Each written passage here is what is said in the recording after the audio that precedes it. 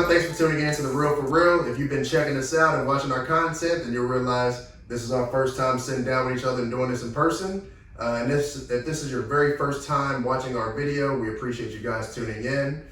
So we're going to be talking about The Conjuring 3, The Devil Made Me Do It. So this movie is directed by Michael Shaves. James Wan directed the first two, but he decided to just step away from this and let Michael handle it. And this movie is starring Vera Farmiga and Patrick Wilson. Patrick, yeah. Oh, really good movie, I think. Like, at least to start off. I thought it was fairly good. Oh, man. I got to say something real quick. I know we're going to start talking about the movie and we'll review it and we'll talk about specific scenes, but man, okay, so I'm not really a huge horror genre fan. Isaiah, you know this, okay? Yeah, I don't think any of us in our crew are actually. Yeah, but the thing about me is I like the Conjuring series. The Conjuring universe, I respect it, but Conjuring 1, 2, and 3, I am a fan of. And I just really like the way it's directed, the storyline. And so I was getting text messages, I was getting tagged in GroupMe, I was getting phone calls of people saying, hey, Kev, I'm not really feeling this movie. It's not as scary as the first two, yada, yada, yada. Look, I hear you, that's fine. But at the same time, this is still a gold standard, top tier horror film. And so the reason why I'm saying this, Isaiah, I just want you to hear me out on this, all right? I was thinking about this for a second. I was thinking about horror sequels in the past, and I thought about like Child's Play, okay? Mm-hmm. A good first movie, but then we get to number 3 where he goes off to the military. Trash, okay? Let's go with The Exorcist. Top 5 horror film of all time for me. But then you keep making these Exorcist sequels. Trash, okay. Then let's go on with A Nightmare on Elm Street. Good first movie. Then we get to number 3, which is Dream Warriors. Trash, okay. Then we get to Final Destination. First 2 good movies. Then we get to number 3, trash. Then we get Alien. Isn't that a horror? A great first film. Horror sci-fi, yeah. Horror sci-fi, great film. Then you start getting Alien 3, Alien Resurrection, trash. And so they had to reboot that and, let's do Alien vs. Predator and make it better. It wasn't that much better, okay? So my point is, sequels in horror films, they have a tough time of staying good and just being good in general. And so I don't think that people should be coming at this movie like it's trash or it's not good, or you can say it's not as scary as the first two, but at the same time, it's still a solid movie. So I mean, I don't disagree with you in general. Like in general, a sequel, any series that you try to make, period, right, outside of even the horror series, struggle, especially by the time you hit number 3. Yeah. Number 3 is usually where everything starts to tank. But I think, especially in the horror genre, it's a problem because in horror, the problem is that most of the time your idea is most fresh, in my opinion, right, for the first movie. Yeah. By the second one, you might be able to build off of that just slightly and make it work. But the problem is that you're confined by the rules of said movie that make it to where by the time you get to number 3, you have to do something drastically different to change it. Now, I will say, the Conjuring series, I agree with you. This is not one where the third movie is that far off and that bad that critics should have been upset, or audiences for that matter, because a lot of people, who are saying this ain't that good. This is done well. It's still a good movie. It stays true to its material and to its series. So it doesn't, I think that it was a good film. There's some reasons, though, that I can agree with why, or let me not say agree with, but I understand why there are some critics saying that this is not worth talking about. And we'll say that for the negative part. Yeah, we'll get to that later. As far as, genre specific, we'll have to do a separate video and discussion on we'll talk about genres. On the horror genre in general. Who knows? We might do some other ones in general. Yeah. Some other just discussion topics, but we'll have to save. But I do have to say that Michael Shaves, he did a good job of tapping into the early 80s of the satanic period, right? Satanic period and witchcraft. And so you get to the point where you're trying to figure out, okay, is this like real life stuff or is this kind of just the paranoia of the era, right? And I remember you actually telling me about a documentary that you watched on Netflix. I guess a similar thing. I guess since we did digging into the positive, I didn't know we were going there. Yeah, all right.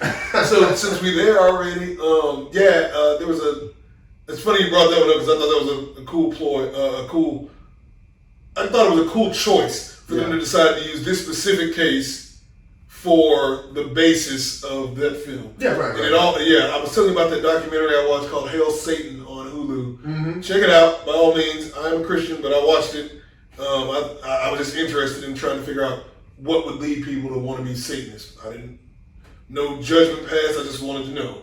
Mm-hmm. So I watched that. However, in that documentary, they do talk about some of the Satanist kind of witch hunts that were going around, so to speak, for lack of a better term, in the 80s. And so for them to choose this case that takes place during the 80s, that deals with a murder, and the Warrens suspecting that satanic entities were involved, whether it be the demons here, I thought that was a really, you're right, that is a strong positive for it. Yeah.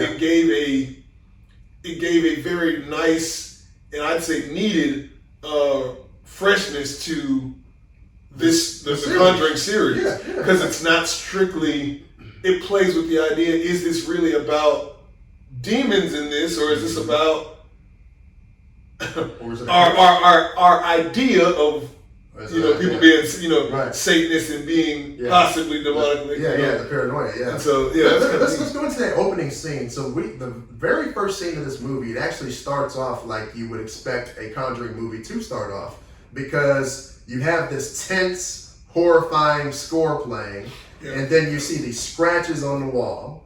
And then we get to a point where Ed and Lorraine, they're there because they have to document this exorcism, right? That's what they were called to do.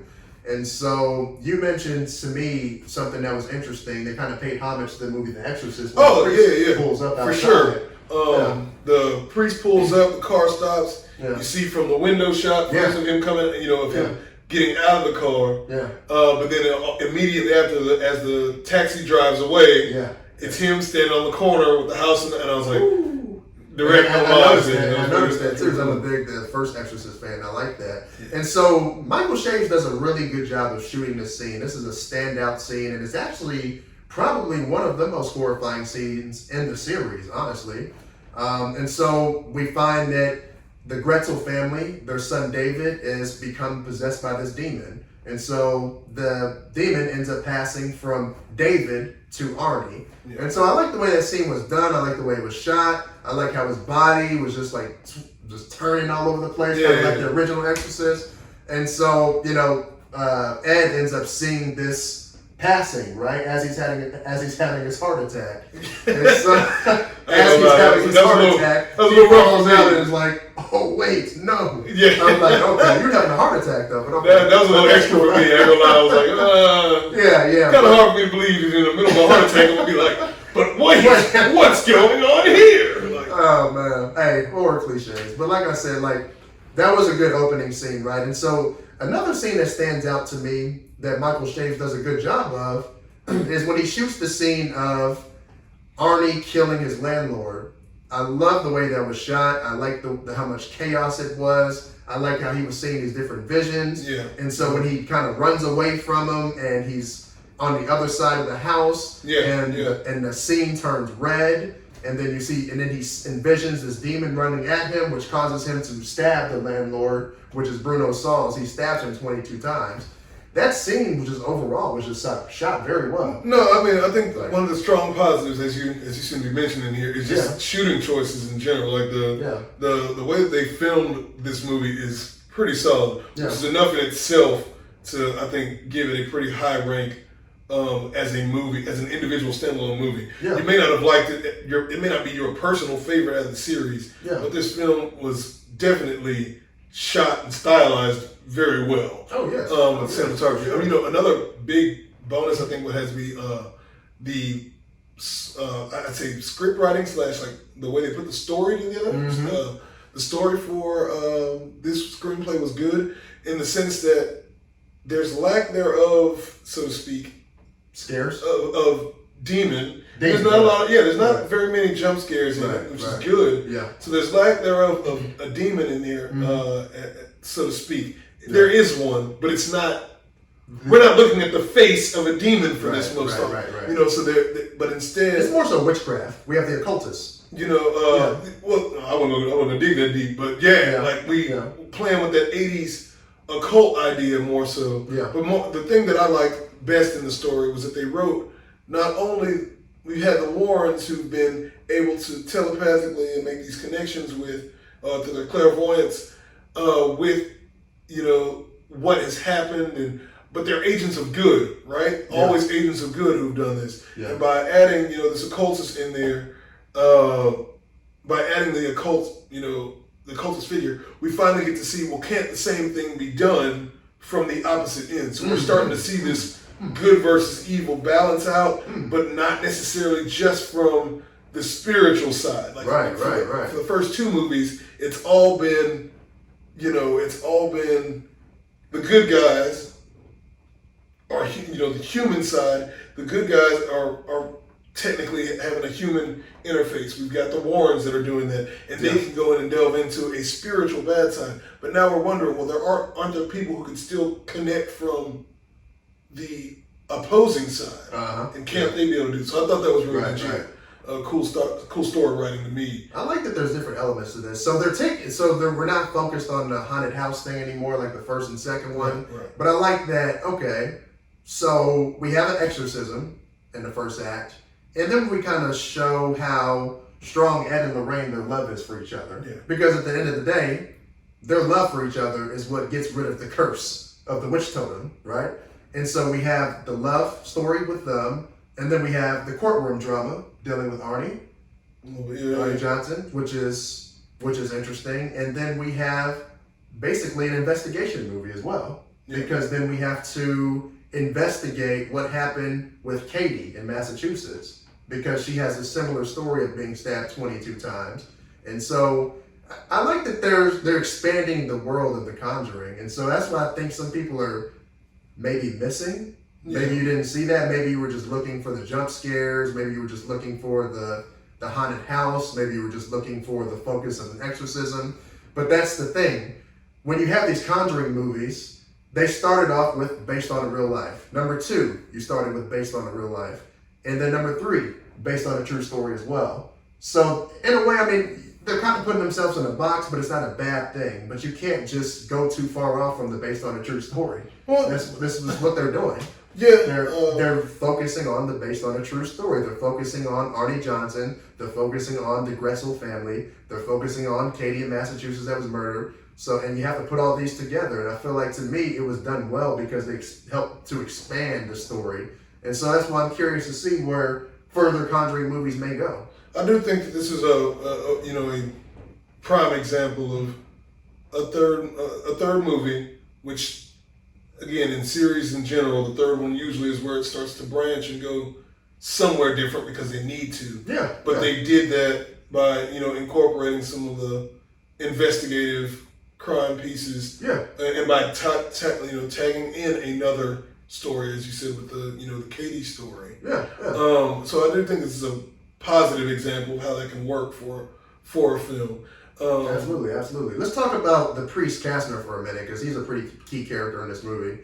To me, I feel like we gotta give a spoiler alert. I feel like you're gonna go. Oh, y'all already know. If y'all have been watching our videos, y'all know that we spoil. So. I try not to. I ain't gonna lie. We gotta get into it. So, we gotta say it on this one. They've had a week to watch this movie. They're good. So. The priest Kastner, okay, I feel like he honestly was kind of the real villain in this movie, because it's like, okay, you know that the occultist is your daughter. Why would you withhold this information that could have expedited this investigation being stopped sooner?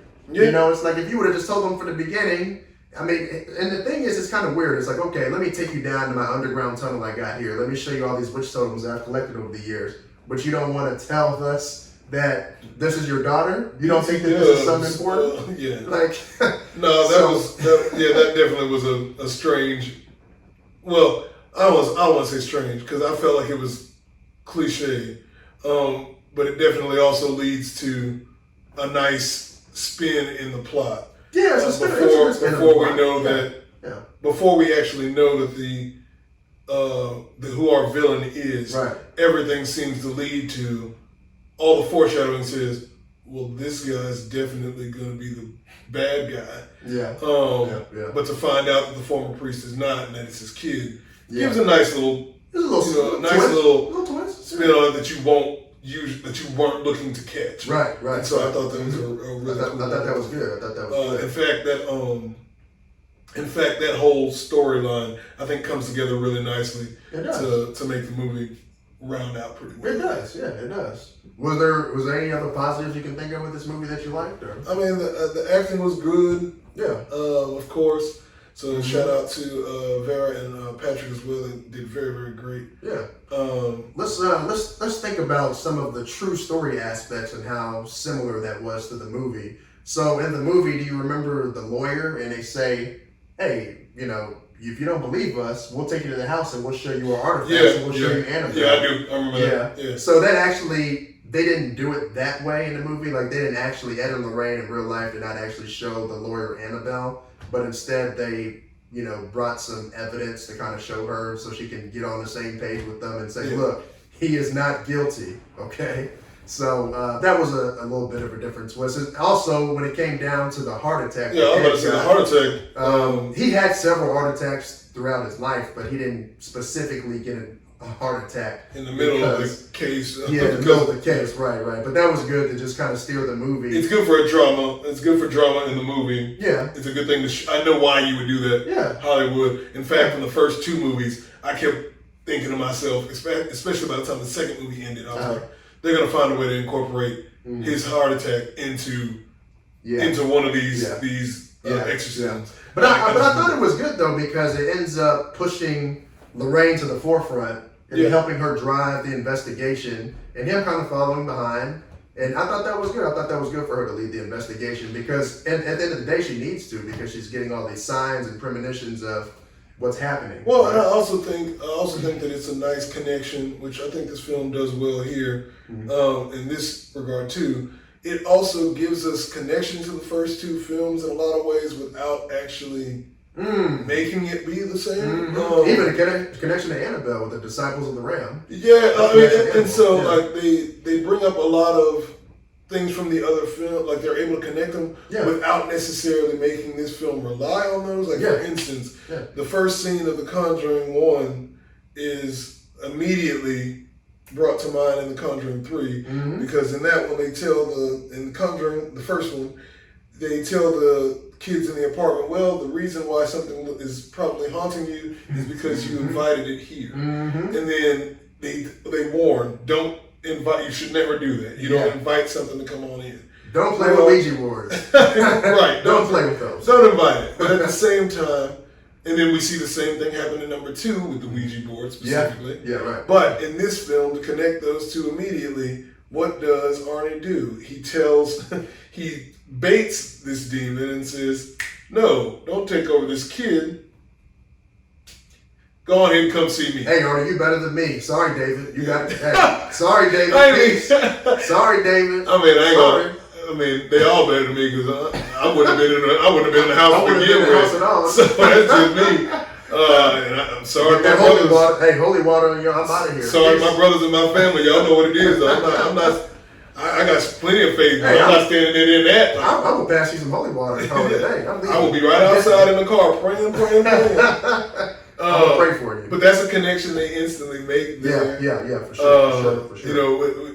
By doing that, the second movie kind of revolves around this premonition that Lorraine has that Ed is gonna die. And of course they use the nun and stuff in that, but at the same time, in this film, there's still this kind of, it continues with that idea by starting instantly with that heart attack. So you kind of feel like it's a culmination of all these experiences. For sure. And so I thought that was nice to tie in those things. I'm glad you mentioned the heart attack, though, because you brought it back again, because that reminds me, and that's another scare element to this movie, is that, think about the scene in the woods when he's having, you could tell he's having heart issues because he can't keep up with Lorraine when he's following her, right? And so that's another scare factor for me, because you're chasing technically a demon and you're having heart problems. that is pretty. Like that's crazy. Like what? Yeah. Like that's already a should have been at the house. Yeah, right. Like, I'm just saying, like you do this with my correspondence, you do that over the phone. Yeah, right, that's what I'm saying. That just intensifies it a little bit. So, like I said, it's not as in your face as the first two, but when you think about like, oh man, he has a heart attack, and then when you think about just the fact that the Warrens are even being targeted at all, that's pretty scary itself because it's like you can see the fear in them. Yeah. These are the people that handle this kind of stuff. And the fact that you see how nervous they are, and the fact that, remember the flowers, and they find the witch totem in the flowers that they got? Yeah. They're like, oh man, like we're really in a bad place now. Yeah. Like it's different, man. I like that. I like to see them in conflict and figure out how am I going to get out of this? Like, Yeah. we don't even know what this is. This one does feel a lot more like it's geared toward an attack on them. Yeah. Like it's two main stories happening here, and this one seems to revolve a lot more around the Warrens than it does Arnie's situation, which is fine. Mm-hmm. But in fact, it's a nice way to segue into some of these negatives. Like for instance, the story with Debbie, and the rest of the Getzel family. Like it's just Debbie. It feels like it kind of. They take a second place, which technically they are. They are backseat to Arnie's situation and his story. Yeah. But there are some things that happen that don't seem to get connected well. If we go from, hey, our family's good, and we thank you, Arnie, for being around at the time too, but our son is saved, to Arnie gets into his situation, murders somebody. Yeah. And the demon that they believe was in the son, they believe is gone. There's no reason for them to believe that. That's my negative too. Yeah, and so my negative is that I'm not convinced by Debbie, because Debbie should be hesitant. Yeah, she should be thinking that there's something wrong with my boyfriend. The family in general, the entire family, the entire Glatzel family should be like. Given that we don't see a possession. Yeah. Of the only person that sees it is Ed. Yeah, at that point, and so I mean, by the end of it, yes, Debbie's present. When by the end of the movie, Debbie has been present to see a actual. But before this point happens, he's only speaking about it because he has to read from the Bible, and there's no problems. And Ed confirms that. You're not possessed right now because if you were reading from the Bible, something would be happening. All these relics in the room, there would be a problem.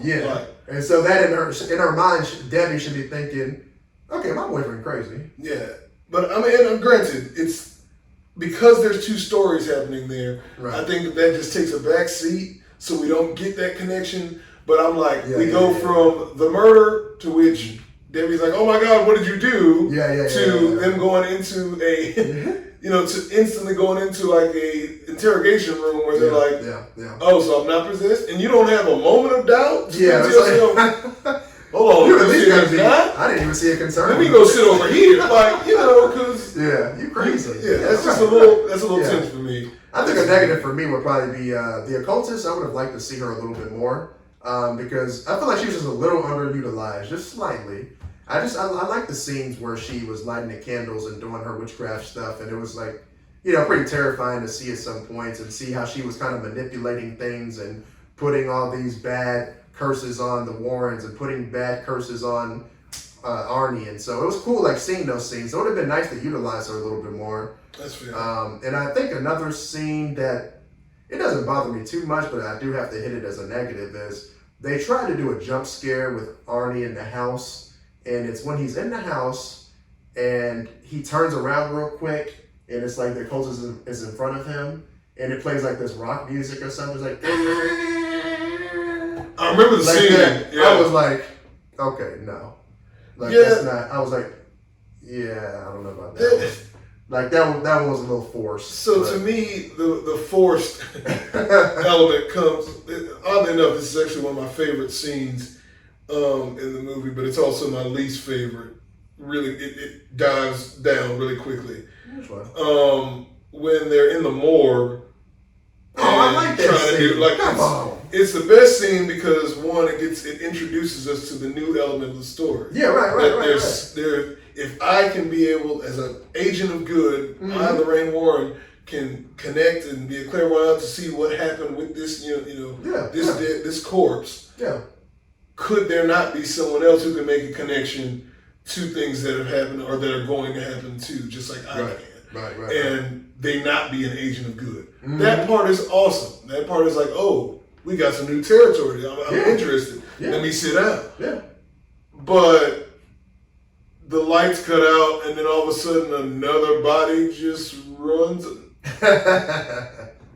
think that was just a little bit too much? It's way too much. Because also on top of that, so. Well, I think that was your problem with the second one too. They did certain. Oh yeah. Like the second one, I think just went over the top. Period. Like I like the second one. There was way too much going on in there. I got you. Clearly, I'm not the same Conjuring fan that I'm a Conjuring fan, so hey, it's all I like the Conjuring. I think it's fun. It's not low grade in terms of my horror scale. Yeah. But I'm not the biggest fan of it either. Yeah.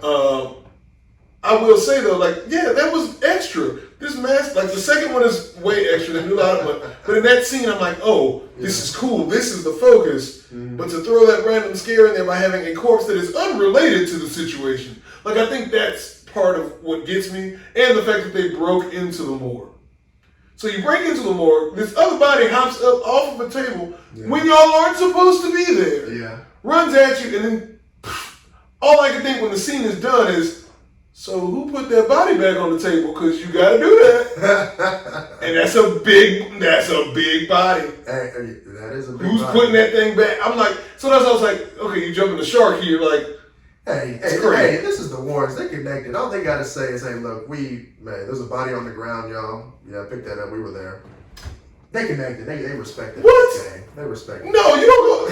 It's one thing to leave a note saying, yo, we broke in because we needed to do this, and you leave everything as is. But a whole body sprinting from one side of the room to the other? Yeah. No, they would be in some real. So I was like, I'm sorry, that's a little extra. Right, okay.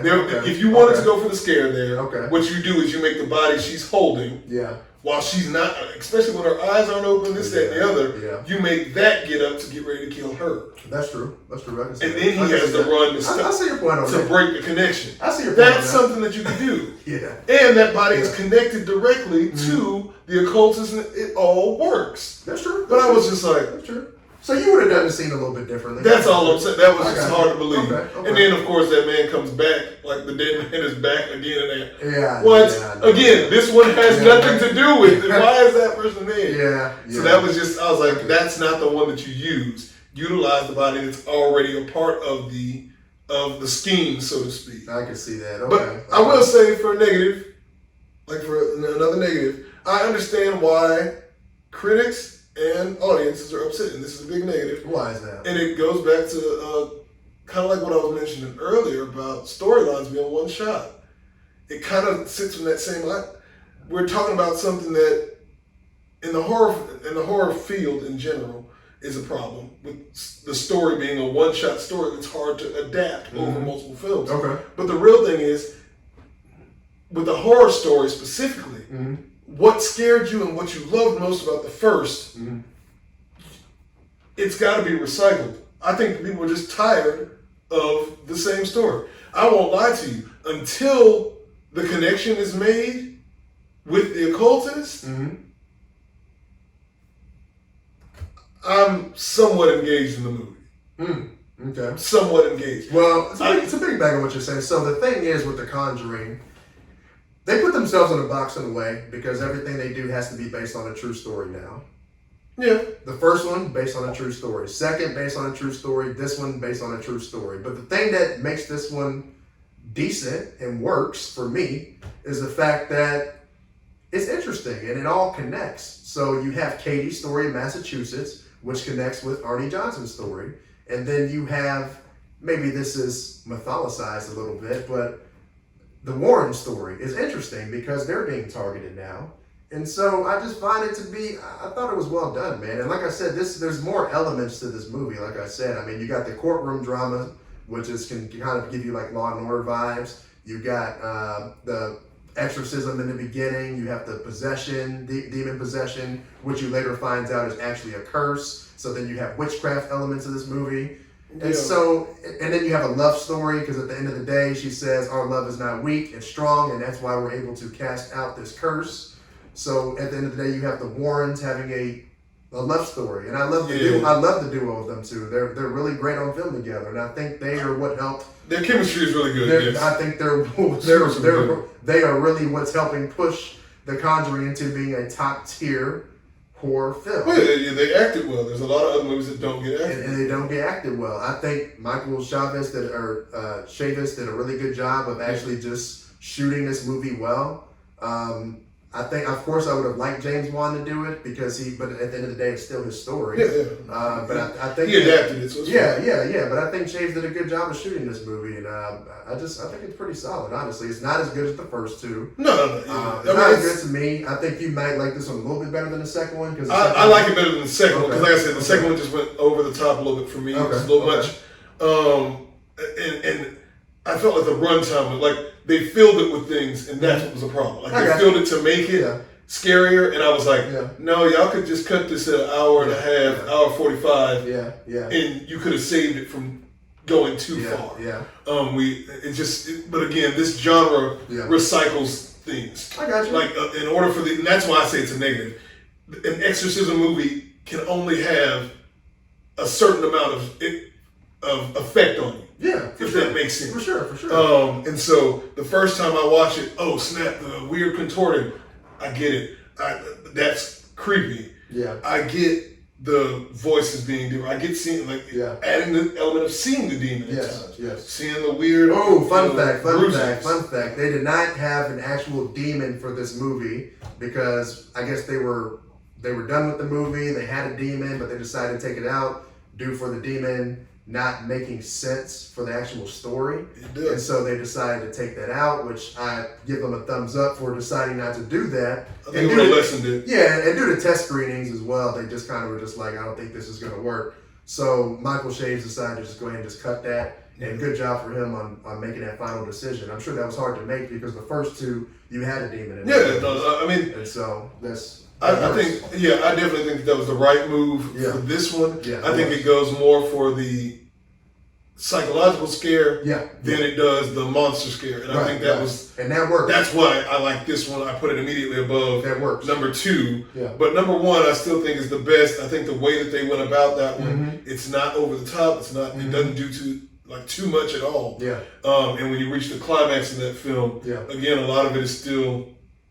It's just contained. Yeah. It was contained itself well. So I will say some good scenes though from this movie. Good scenes. Hey man, look, anytime the government is going to just accept that there is a demon entity and they can finally accept that, hey, I'm here for it, because y'all know that there are demons. There's a devil. The devil exists. Yeah, the government has. The dude went from 20 years to 5 years. Well, I mean, the thing got 5 years. The thing is, the thing that was interesting to me, and like you said, the devil exists. Yeah, it worked the way they put that in the movie. Mm-hmm. The way they sold it. the line, great scene. Yeah, when they meet the lawyer and he says, "Hey," essentially it's along the lines of, "God is acknowledged every day in the courtroom here." Ooh, that was good. It's about time they acknowledge that the devil exists too. I was like, that was good. That was really dope. Like, bars. And so what? Like, bars. So I mean, me as a Christian, yes, I believe that there's both ends of it. You know what I'm saying? There's God, but it was fun. It was very, very awesome to see that writing, that script writing. Because I'm not sure if that's exactly what was said that day by the actual Ed. But if he did, that was very prime. I thought it was really awesome. As many debates we've seen in this country about like, we're going to keep the 10 Commandments outside of a place, or we're going to keep in God we trust.